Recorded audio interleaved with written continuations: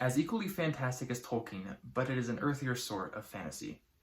So said Fritz Leiber, Grand Master of the fantasy genre, and one of the three so-called masters of sword and sorcery, when comparing his heroes to Tolkien's.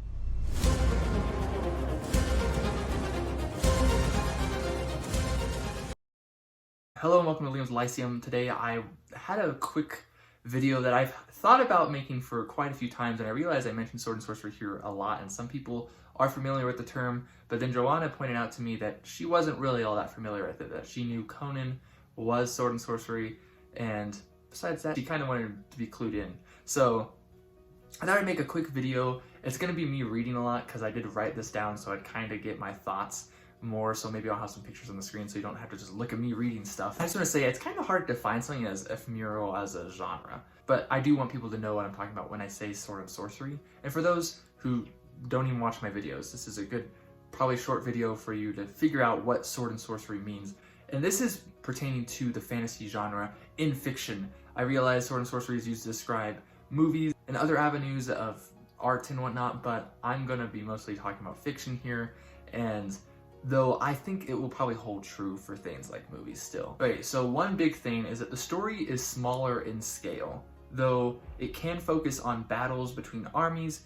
In my experience, when it does do that, though, it is still zoomed in on the protagonist during these battles. So if you've read some Conan, you might see some big battles there, and you'll probably know what I'm talking about. These protagonists have a lust for life and adventure and are often larger than life. They often won't fear things others will, and if they are afraid, they'll face the challenge head on anyhow. Just as Jarell knows, quote, "She was not afraid, but she knew herself in deadly peril," unquote. There's also commonly a sense of cosmic horror present in sword and sorcery. You have dark gods, elder evils, unknowable beings, or landscapes that may drive you insane. They also tend to be in short form, generally, at least classically, being in short story format, and I find they work better in short story format, even in today's age. They also will traditionally start in medias res, which means starting right in the middle of the action, not really introducing you slowly to this world, but dropping you right in and just going for it. If you look at sword and sorcery on Wikipedia, it actually does, I do want to kind of say what it is here real quick, because it does do an okay job, so I know some people will probably end up on the Wikipedia page. It says, sword and sorcery, abbreviated to S&S sometimes, is a subgenre of fantasy characterized by sword-wielding heroes engaged in exciting and violent adventures. Elements of romance, magic, and the supernatural are also often present. Unlike works of high fantasy, the tales, though dramatic, focus on personal battles rather than world-endangering matters.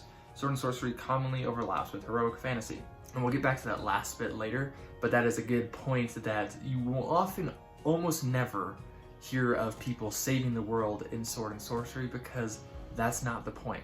I'll get more into that in a second. So I did want to give some examples of sword and sorcery here, mostly the more well-known ones here, at first at least. For classic examples, we have Charles Saunders' Imro books. We also have C.L. Moore's Jarell of Jouari. We have Robert E. Howard's Conan, Cole, Solomon Kane, and other characters. We have Clark Ashton Smith's Zothic and Hyperborea and some other stuff from him. We have Fritz Leiber's Fafnir and the Grey Mouser. We have Michael Moorcock's Elric Saga. We have Carl Edward Wagner's Kane.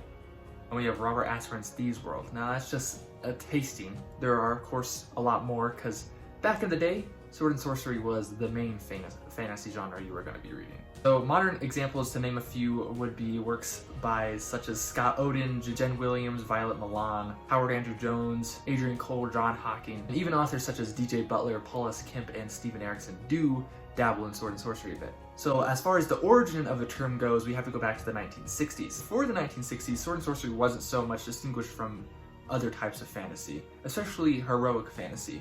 But The Lord of the Rings falls under the same genre of heroic fantasy. So what about the other end of the spectrum? Because if you've read Fafnir and the Grey Mouser or Conan the Barbarian, it definitely does not read like Lord of the Rings, but you still have heroes as protagonists. Michael Moorcock and Fritz Leiber, two of the masters of sword and sorcery, both fantasy legends, also decided to separate themselves, or to at least more finely distinguish what they wrote from, compared to Tolkien and his imitators.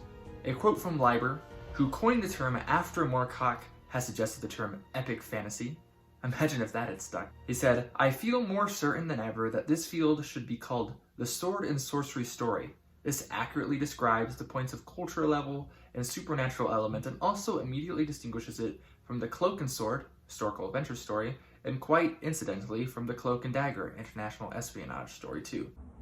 Of course, the person credited with first bringing all these pieces together was Robert E. Howard, and so he is considered the father of sword and sorcery.